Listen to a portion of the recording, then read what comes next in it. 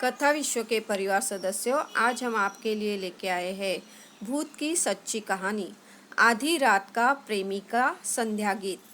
कुणाल एक संघर्षशील संगीतकार अक्सर मरीन ड्राइव की समुद्र की दीवारी पर बैठकर लहरों की लय में अपना गिटार बजाते थे। एक आधी रात को जब वह एक उदास धुन बजा रहा था, उसने एक आकृति को उसके संगीत पर झूमते हुए देखा।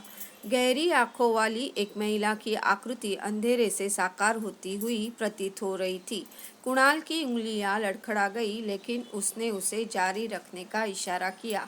मंत्रमुग्ध होकर उन्होंने संगीत बजाया, जिससे उनके चारों ओर जादू फैल गया। जैसे ही रात हुई, कुणाल को एहसास हुआ कि वह महिला एक भूत थी जो खोए हुए प्यार में फंसी थी।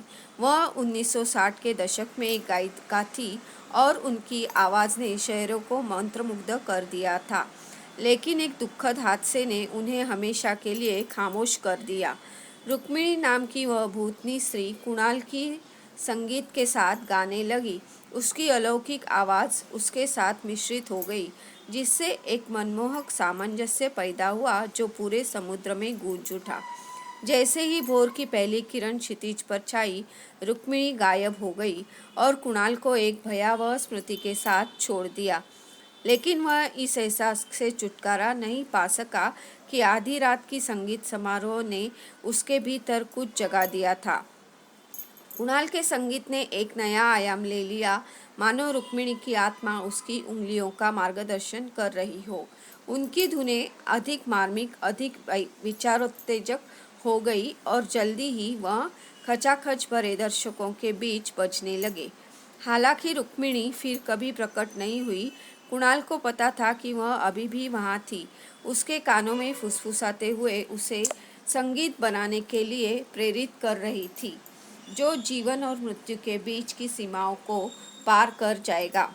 जैसे जैसे कुणाल का संगीत करियर आगे बढ़ता गया, वह उस भूतिया महिला को कभी नहीं भूले जिसने उन्हें प्रेरित किया था।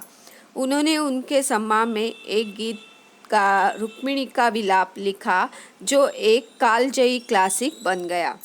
कुणाल ने अपने गिटार पर रुक्मिणी का विलाप बजाना शुरू किया और भीड़ इस मनमोहक धुन से मंत्रमुग्ध होकर शांत हो गई। जैसे ही संगीत फीका पड़ गया, एक हल्की हवा ने रुक्मिणी की आवाज़ की फुसफुसाहट को दूर कर दिया। उसकी आत्मा को अंततः शांति मिली। उस दिन से कुणाल का संगीत दुनिया भर के दर्शकों को मंत्रमुग्ध करता रहा, और जब भी वह रुक्मिणी का विलाप बजाता था, तो वह जानता था कि भूतिया महिला की आत्मा उसे देखकर मुस्कुरा रही थी, उसकी विरासत की शक्ति के माध्यम से जीवित थी। तो दोस्तों, कैसे लगी आपको हमारी ये नई कहानी? ज़रूर कमेंट करके बता दीजिए और हमारा चैनल सब्सक्राइब कीजिए, बेल बटन दबाइए ताकि ऐसी नई कहानियाँ आप तक ज़रूर पहुँचे। धन्यवाद।